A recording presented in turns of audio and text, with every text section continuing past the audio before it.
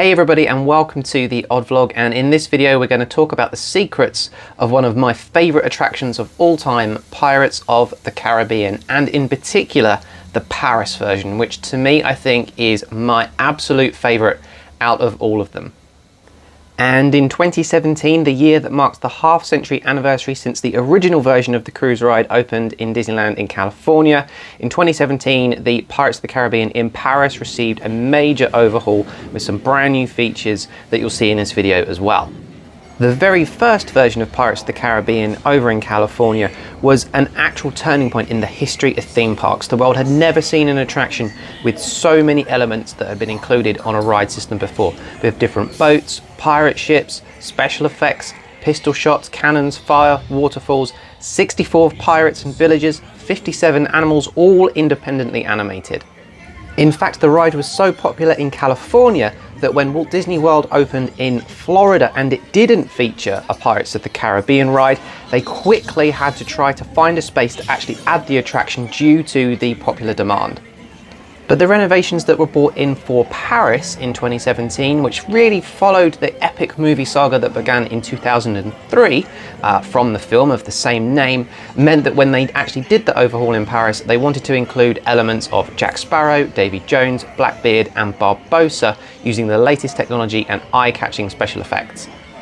Overall, the renovation for Pirates of the Caribbean in Paris took about 7 months to complete and involved over 130 workers.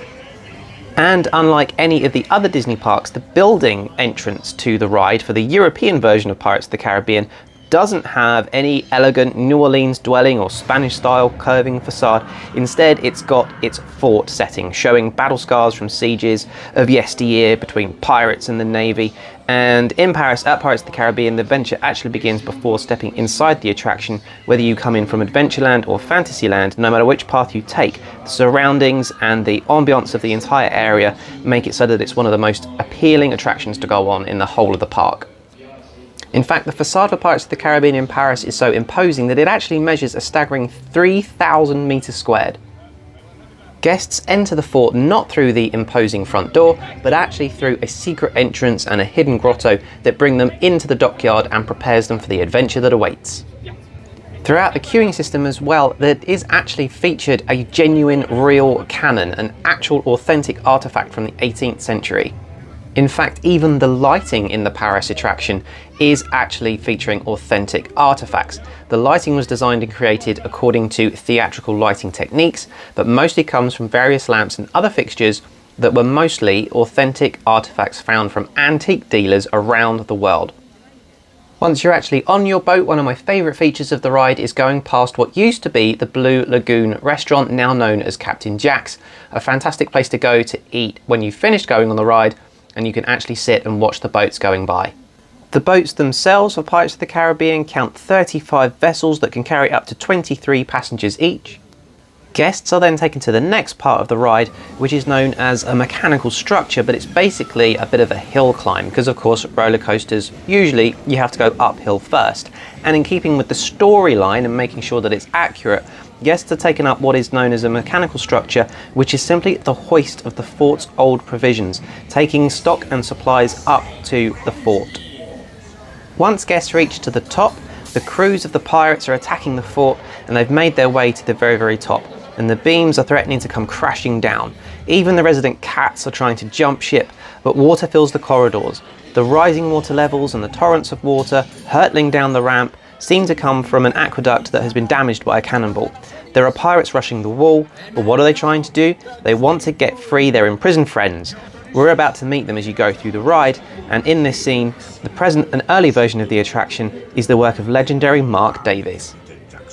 Walt Disney loved the idea of telling real stories and taking guests on a journey, so he quickly asked Mark Davis to imagine a scenario and the characters for Pirates of the Caribbean, and the artist decided to create vignettes of his imaginable style, each with their own enchanting character. The Paris version of the ride also incorporates many of the original jokes that Mark himself had created for the original version of the ride in the 1960s.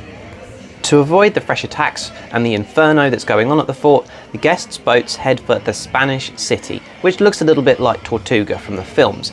But the atmosphere is not necessarily calmer. The city is overrun with pirates who have taken it over and are interrogating the mayor about the treasure's hiding spot. Guests can immediately tell if the character is threatening or being threatened, thanks to their expressive faces and fantastic animatronics. This is the work of sculptors from the Walt Disney Imagineering in the footsteps of Disney legend Blaine Gibson.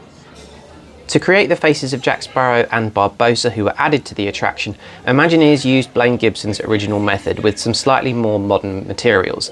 The first step in sculpting the heads is clay, using the films as a reference as well as the many photos of the two pirates taken from all angles. When the figurine is approved by the attraction director, a mould is created that will be used to create the faces from silicone to imitate real skin. When it is dry, the mask is then placed on a fiberglass skull, made from the same original sculpture to give the face its desired depth. The technology then brings the characters to life and lets them move their eyes and lips inside its fiberglass head. Before the figurine is painted, openings are cut into the silicone for the eyes, nose and mouth, and the final touch is creating the unmistakable character's hair and accessories. Walt Disney himself was always fascinated by the world of pirates, and there's various hints about this passion throughout his entire career. The very first dates back to 1927, when a short film from the Alice comedy series was released called Alice Foils the Pirates, mixing animation and real photography. In 1950, Walt made his own version of Robert Louis Stevenson's Treasure Island, and then the beloved Peter Pan in 1953. From Long John Silver to Captain Hook himself, all of the pirates from Disney stories have one thing in common, that we love them despite their wrongdoings, and this came true as well for Pirates of the Caribbean Attraction 2.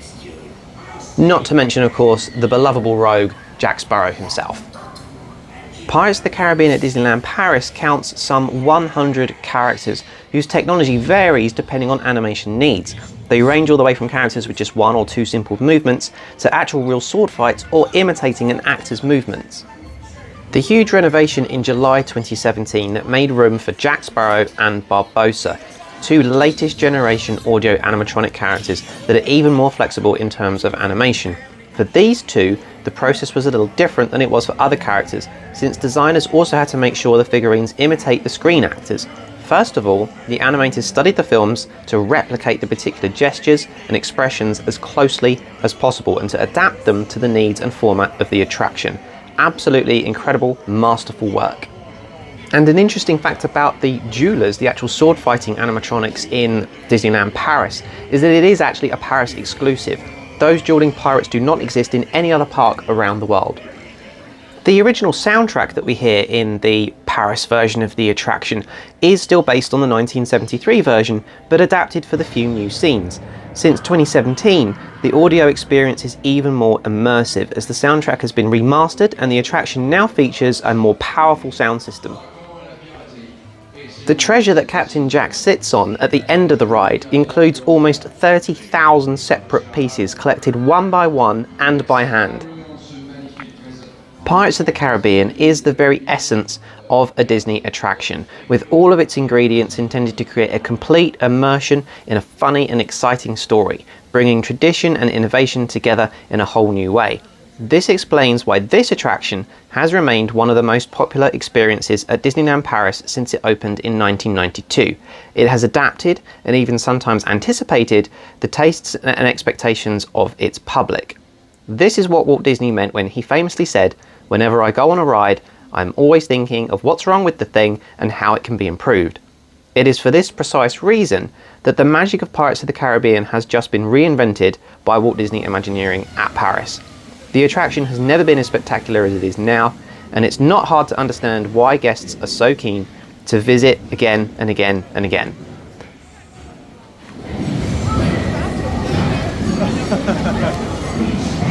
Monsieur, I say, when is here? Thank you. Ma jolie, montre-nous ce magnifique.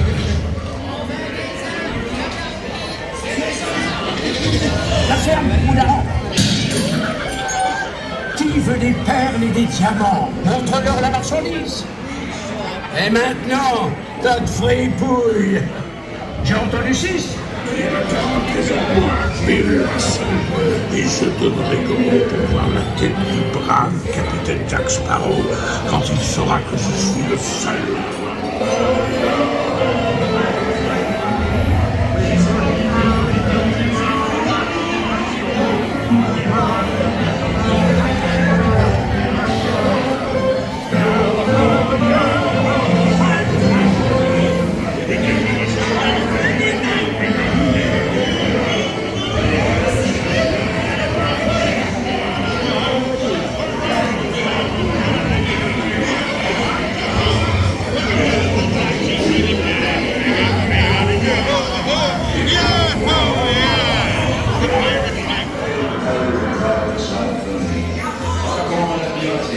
Et ses nombreuses et précieuses récompenses. A-t-on jamais vu carrière plus